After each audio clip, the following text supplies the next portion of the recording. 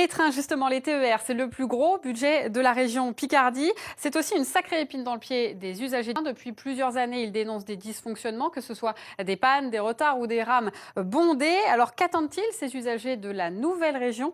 Et les réponses avec notre reportage didactique du jour, c'est avec Floriane Olivier, Marie Benoît et Geoffrey Van Zalmen. Ils vivent à Chantilly, Ory-la-Ville ou Creil. Chaque jour, ces Isariens prennent le train pour aller travailler à Paris. Mais aujourd'hui, beaucoup n'en peuvent plus, car depuis 4 ans, ces usagers subissent quotidiennement retards, pannes et mauvaises conditions de transport.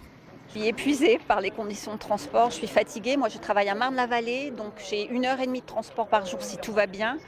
Et rien ne va bien, en fait. Donc le TER est toujours en retard, donc ça me rallonge forcément mon trajet pour aller travailler. Et puis on voyage dans des conditions qui sont pas acceptables. Le Conseil régional de Picardie consacre 275 000 € au transport, soit plus d'un quart du budget. C'est le poste de dépense le plus important de la région.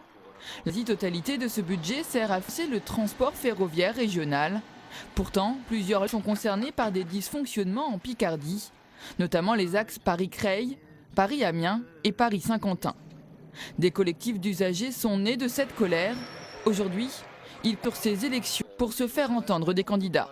On a envie de leur dire, voilà, ne vous passez pas des informations et du retour terrain qu'on peut vous apporter.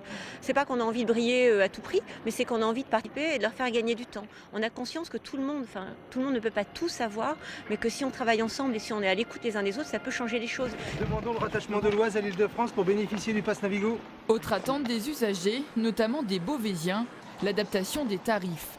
Car aujourd'hui, la plupart des Isards qui travaillent à Paris doivent payer double abonnement, le train et les transports franciliens. Un tiers des actifs qui travaillent en Île-de-France, c'est pas rien. Donc avoir 2 types de transport pour travailler, c'est aberrant. Une question qu'on pose depuis des années sur ce double tarif, ce double abonnement qu'on est de prendre quand on travaille sur l'Île-de-France, ça on voudrait quand même qu'il y ait une réponse qui soit apportée par l'ensemble des candidats avant les élections.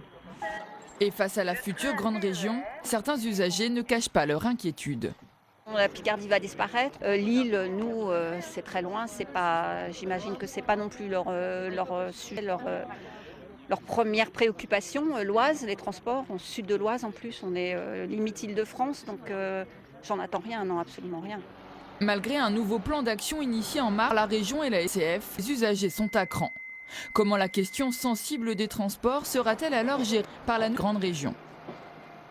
Et oui, la difficulté, c'est effectivement que nos voisins du Nord-Pas-de-Calais sont un petit peu moins concernés par ces problématiques. Il va donc falloir trouver le moyen de peser dans les préoccupations du nouveau Conseil régional. Et ça n'est pas forcément facile, surtout que les difficultés sont concentrées dans le sud de l'Oise. On termine